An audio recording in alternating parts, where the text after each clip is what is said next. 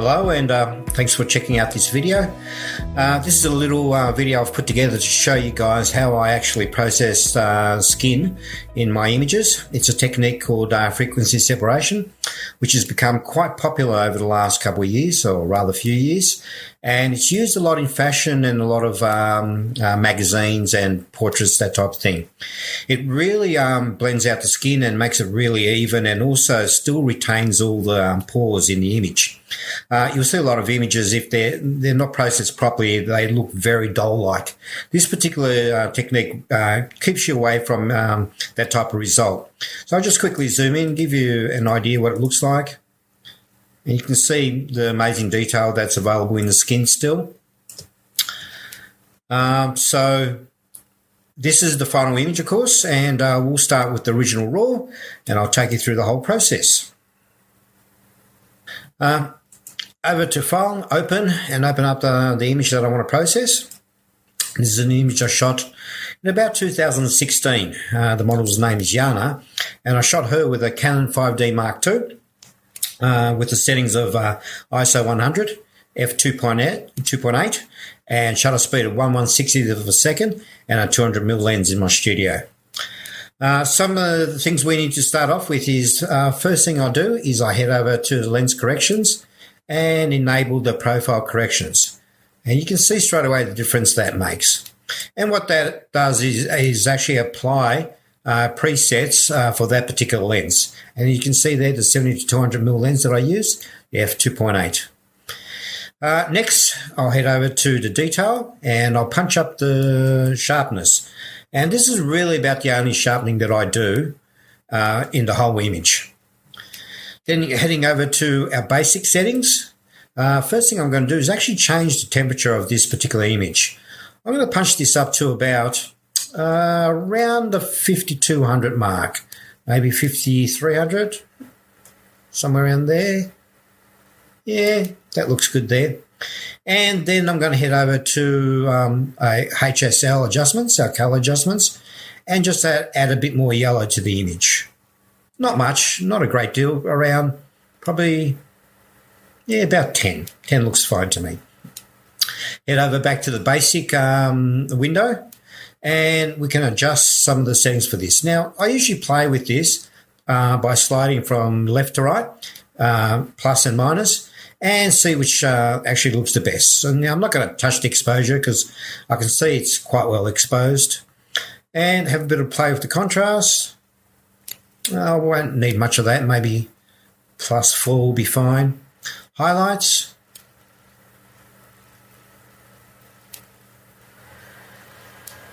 Yeah, about +11 looks good. Now the shadows is to bring out all these black areas and some of the dark areas there. So I will punch that up just a touch so we get a bit more detail of the blacks. And you can see how it just improves it slightly there. And let's have a look at the whites. You won't have much of that as well. That should be about right.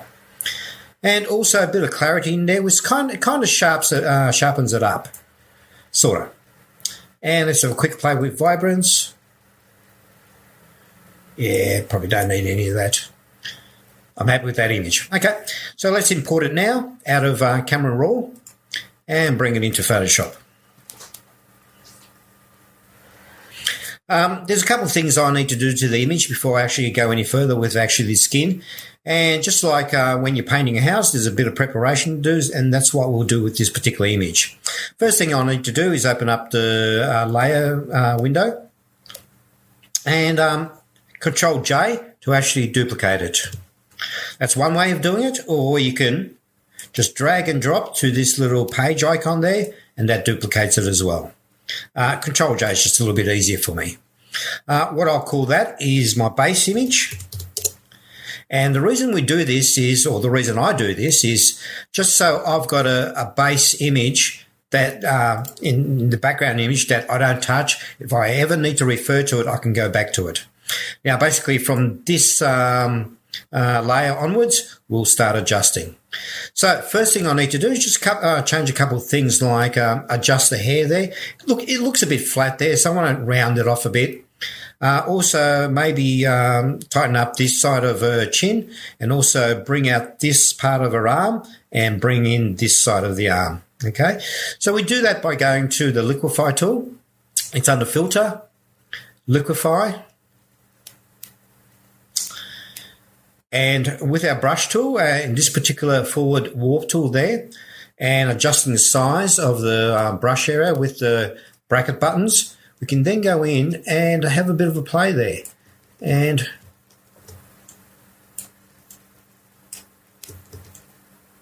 I just want to round that off so it doesn't look so flat. Now let's bring in her cheek just a touch, kind of so it's level with that one. You can see I'm not doing that much to it. Let's bring in that arm there. Now be careful how much you actually push and tug on there, because it does warp the pixels surrounding it. If you go too far, it gets all stretched and looks a bit weird. Okay, so yeah, I'm kind of happy with that. That looks good. And we'll commit the changes.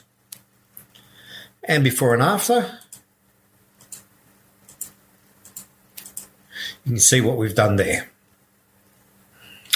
Okay, the next step is we are going to create some layers so we can actually do our frequency separation technique. So again, Control-J. This time we're going to do an extra 2 copies. We're going to name that low pass. And the one above it, high pass. Now you can call that whatever you want, color, texture, whatever. It's up to you. Now I'm going to create some of our dodge and burn layers. So we're going to head over to our adjustment layers and go to curves. Now we'll bring that curve down so it darkens the image. Now we need to make sure that's selected. As you can see it is, because it's got that bracket around there. Control-I to actually invert it and actually hide that burn effect. And we'll name that burn.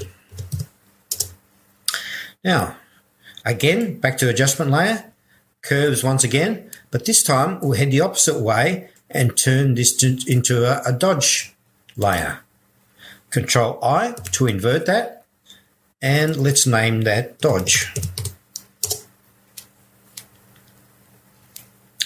Now we've done that, the advantage of using these 2 adjustment layers as our dodge and burn instead of the dodge and burn tool over there is the fact that they're non-destructive and we can adjust them as much as we want.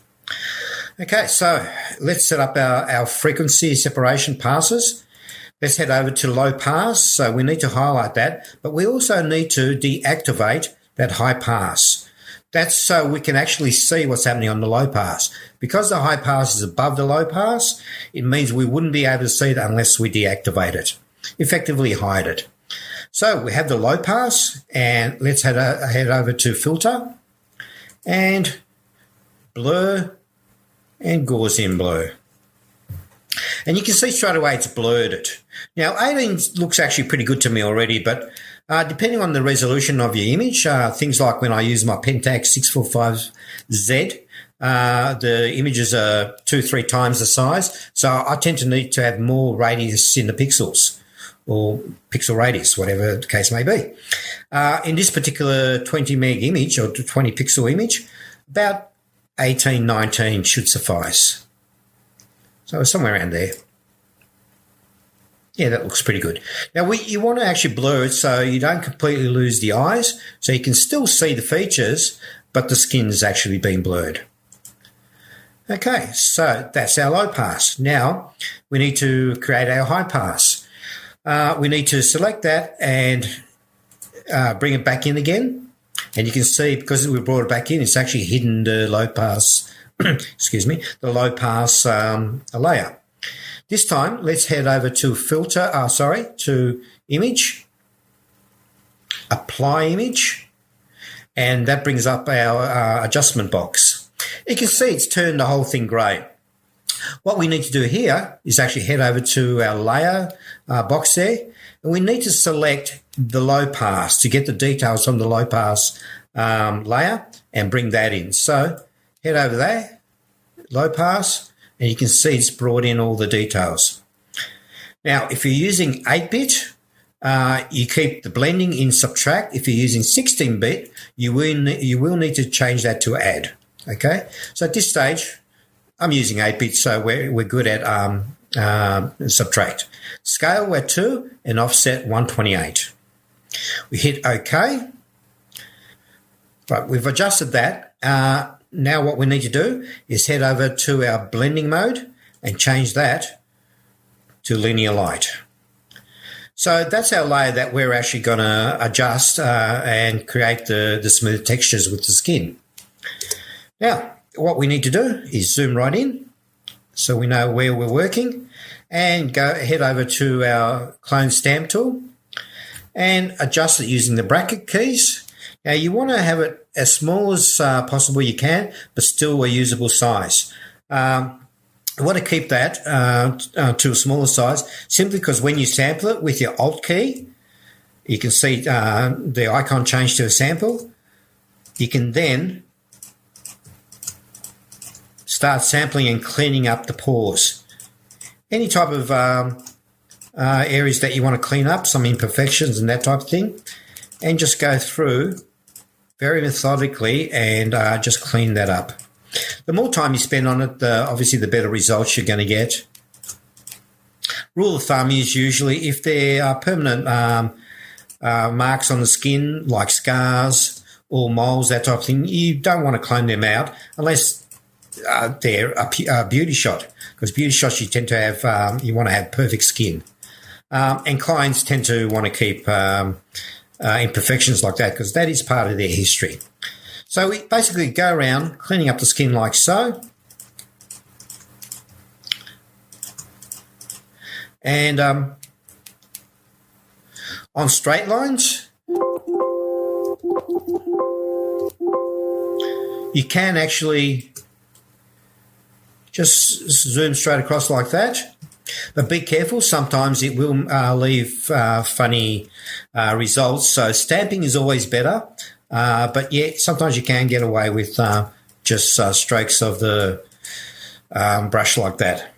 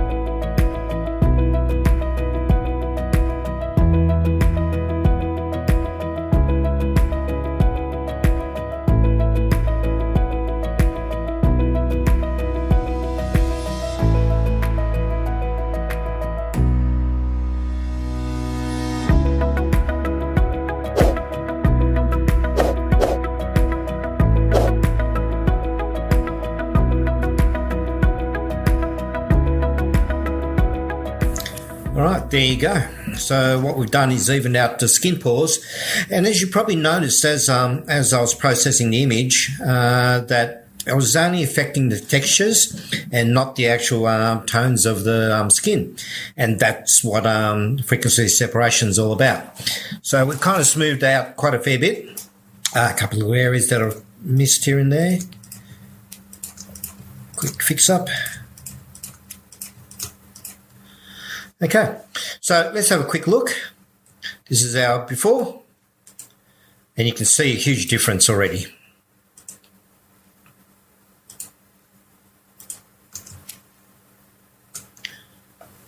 Okay, next up, as you can see in the skin, it's actually a bit uneven. So what we're going to do right now is actually even out all the tones, because we've done our textures and it's time to fix up the tones. I've missed some bits and pieces there, but as we'll go along and I see them, I'll fix them up.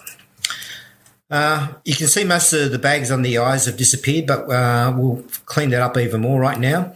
So our next process is to head over to the low pass layer, and grab our lasso tool there, and make sure that's set, which is the feather, around 25. Again, depending on the resolution of the image, that may change. So for me on this particular image is about 25 pixels for the actual feathering. And basically what the feathering means is as we create the line, like so, the distance between on each side of that is 25 pixels. So it'll blend there. So now we've highlighted that area, what we need to do is head over to our filter, to blur and Gaussian blur. Now let's adjust the amount of radius there is in the blur. So it's a little bit blurrier, and you can see it's starting to actually even out the skin. Now, if you go too far like this, what happens is you get up a black line around there, and that's because it's taking information from the hair. Remember, we have that feathering on there. So let's pull it back. So it's about there. So it's about 61. And we can just constantly adjust that as we go through different areas. So we accept that. And then what we do, head over to underneath her eye. Same thing. Again, Gaussian blur.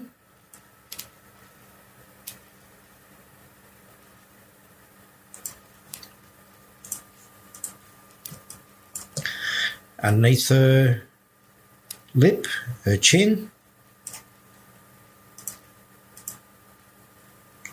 And you can see what it's doing out. Not only is it evening it out, but it's also flattening the image.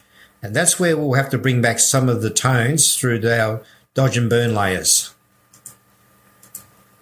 Now that's gone too far because our whites have gone all crazy. So we'll just undo that and go to Gaussian blur. Again, blur, Gaussian blur. And this time let's just drop it down. So we'll still get that blur, but without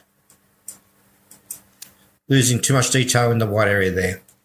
So about 9 looks good. Okay, so let's head over to the neck.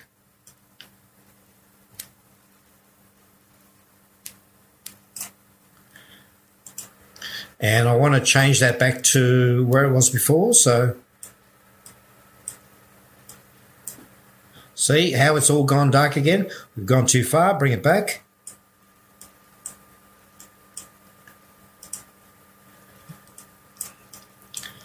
Now to the arms.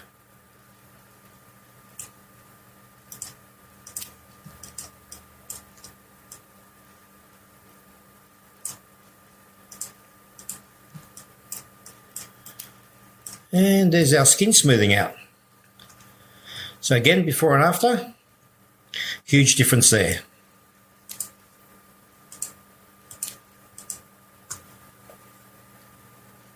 Okay, what we're going to do now is let's even out the skin even more. So heading over to our layer palette there, we need to go in and highlight our low pass area and then switch off our high pass. And this is basically what it looks like. And you can see there's slight tonal changes around here. So let's even up the color a bit by grabbing our color picking tool and grabbing a section that you actually like with the tones. Yeah, that looks good to me about there. What I want to do then is head over to our brush tool, highlight that, and we want to have a really soft brush. So we adjust our opacity to 30 and also our flow at 30. So that becomes a really soft brush. And let's enlarge the size of the brush using our bracket keys.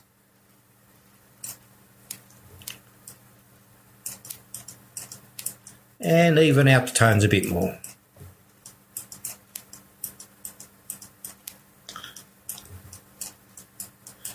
You can see I'm getting rid of some of the bags under the eyes as well. Sample some area that's close to it.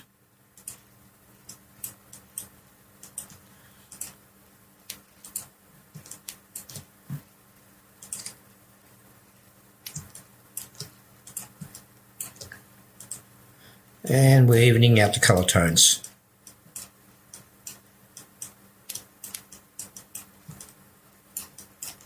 Also this readiness that was there before. Now sometimes that gets a little bit harder when there's such a contrast there. We'll see how we go, otherwise we may have to do that a little bit later.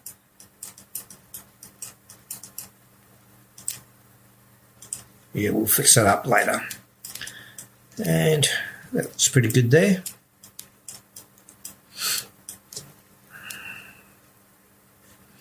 Okay.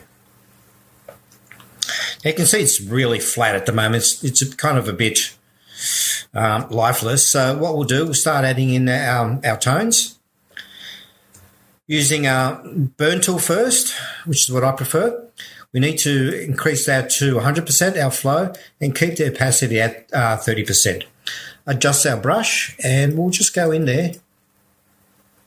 And because that's black, to punch through it, we need to be white. Okay, so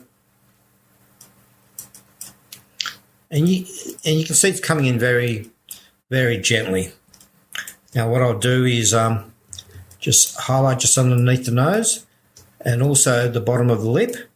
And the reason I do this is just to give the lips a bit of a more fuller appearance. Let's head down to her neck.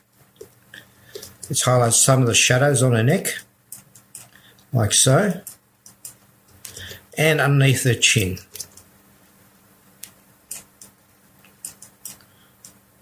All right, what we're going to do now is head over and switch over from white to our black brush. And what that's going to do is fill out the mask again and actually remove some of that shadow. So we'll increase that slightly and using just the edge of that brush size, just blend it in. So it's a really soft gradient, like so. Again, it's all about subtlety.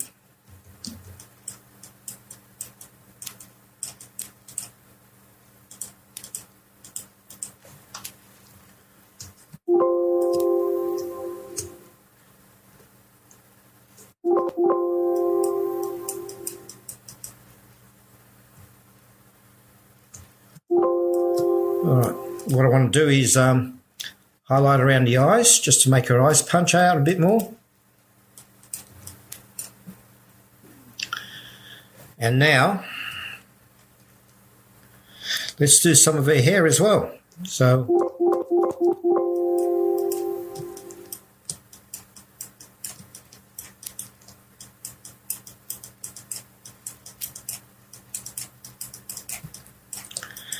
just to add a bit more depth in the hair as well.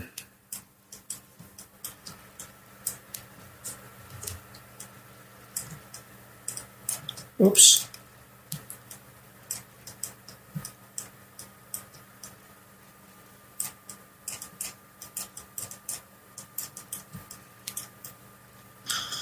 Also, let's blend that in.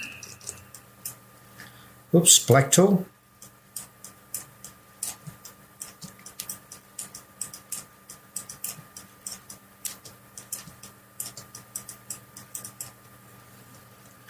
Okay.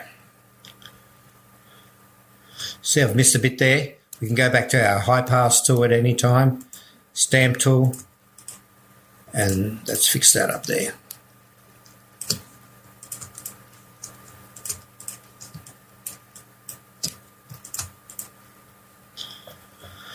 Okay, now it's looking good so far. Let's add some of our highlights with our dodge tool. Again, because that's black, it's hidden it, our dodge effect. So what we need to do is go to our brush, change it to white, still keeping it at 30%. Make sure that's bracketed. It shows that it's been highlighted. And just move in and we'll do basically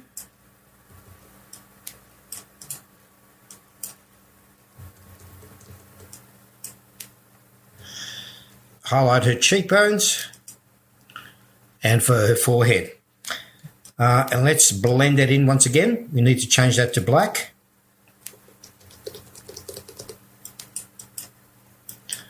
And just put a nice little gradient in the highlight so it's not so harsh. And like I said earlier, it's non-destructive and we can add in dodge and burn as much as we want without actually affecting the image. So let's head over to some of the hair and we'll highlight that. Again, we're still on dodge, change it to white. So we're punching through the layer, through the mask rather.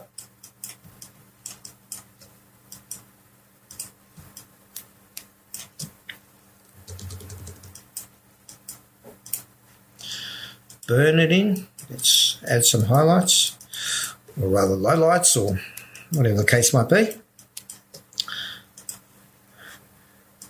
Back to dodge, and I want to do some more blending.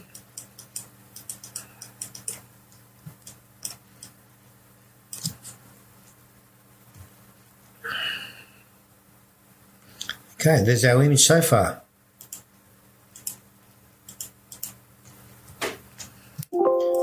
Probably a bit much there, so what I'll do is just tone it down a touch, and setting it at 30% we can gradually do our changes to it. Right, back to white. I might just add some more just under her eye. Now if you ever get stuck and you're not sure where you want to put your lighting, just head back to the original layer and you can click between the two just to see where the lighting is falling or fallen. What I want to do is actually highlight her cheekbones a bit more. So head over to burn, white because we want to punch through it. And let's increase the brush a touch. And going to black, we can then blend it in.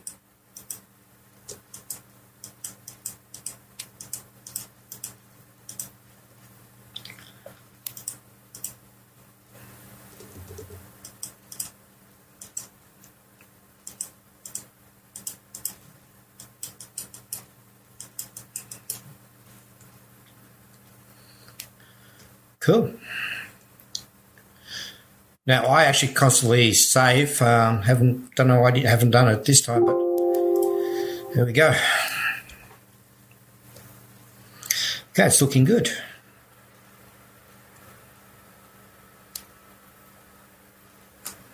Now what I also want to do is highlight these eyes a bit more. They're looking a bit dark. So let's turn that to white on dodge again. Now you've got to be very careful with the eyes. If you do them too bright, they look a bit alienish. So as you can see there, that's looking great. Just enough to make it, give it a bit of life and a bit of pop. What I also want to do is really punch up that blue in her eyes. So let's head over to our high pass layer. Just click on that and go to adjustment layer. And we'll go to color balance. Now let's add a bit of blue. You can see it's changed the whole image. So we can close the adjustment block there. Again, make sure it's highlighted, Control I to hide it. And you can rename that, for instance, eyes. And make sure our mask is clicked on. Our white brush is active. And let's bring in some of that blue. I don't want to highlight the black bit, so we'll clean that up. So again, very subtle. Play with the tones that you want to get, just to add a bit of interesting dynamic to the actual image. Okay, we're looking good.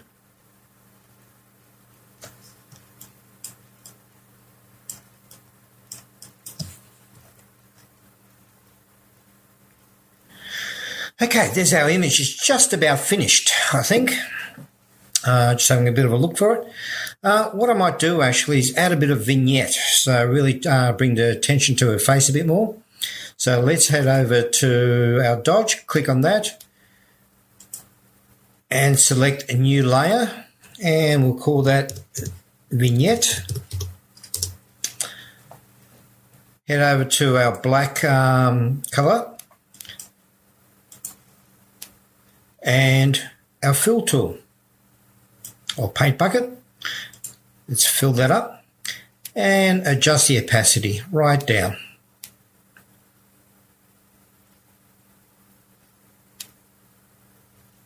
About there. Now let's create a mask by clicking on the mask icon there.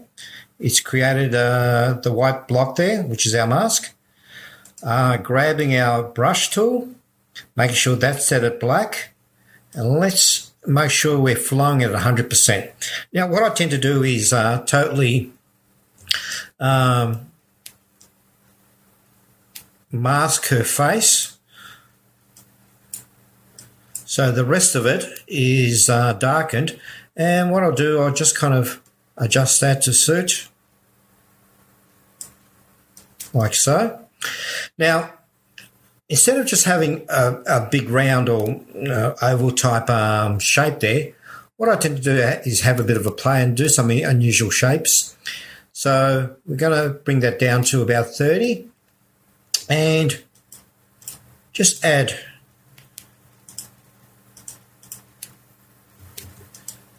little areas like that. So it just doesn't become a complete oval. Now we've got that, what we need to do is click on high pass, because what I want to do is create a highlight. So again, we go to our adjustment layer, go to curves, and there's a little trick I do for a lot of my portraits, and really bump that up about so. Now I'm going to call that curves halo. Now what I want to do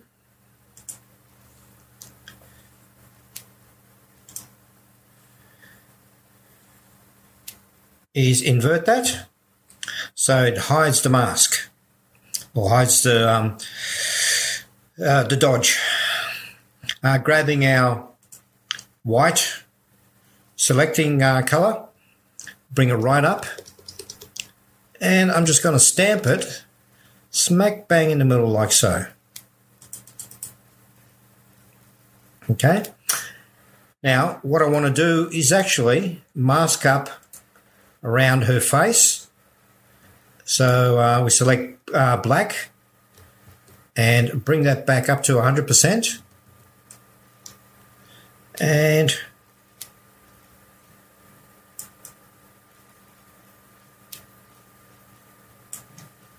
there we go.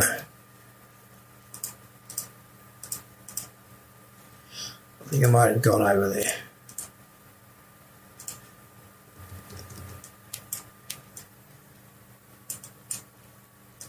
Okay. Now you do want the halo to go over her hair a bit, so the light basically wraps around her. So there's a halo there. It's very subtle, but enough to draw your attention to her face. And we can just do some adjustments, bring up the vignette a bit, like so. Save. And we pretty much have our completed image there. So let's have a look at the before picture. And you can see it's a huge difference.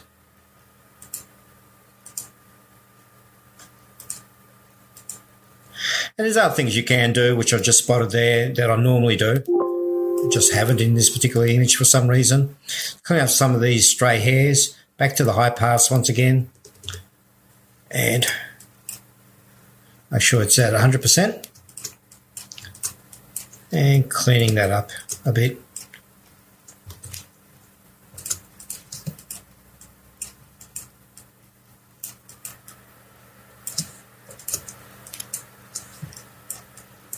It's up to you if you can, or rather do or don't.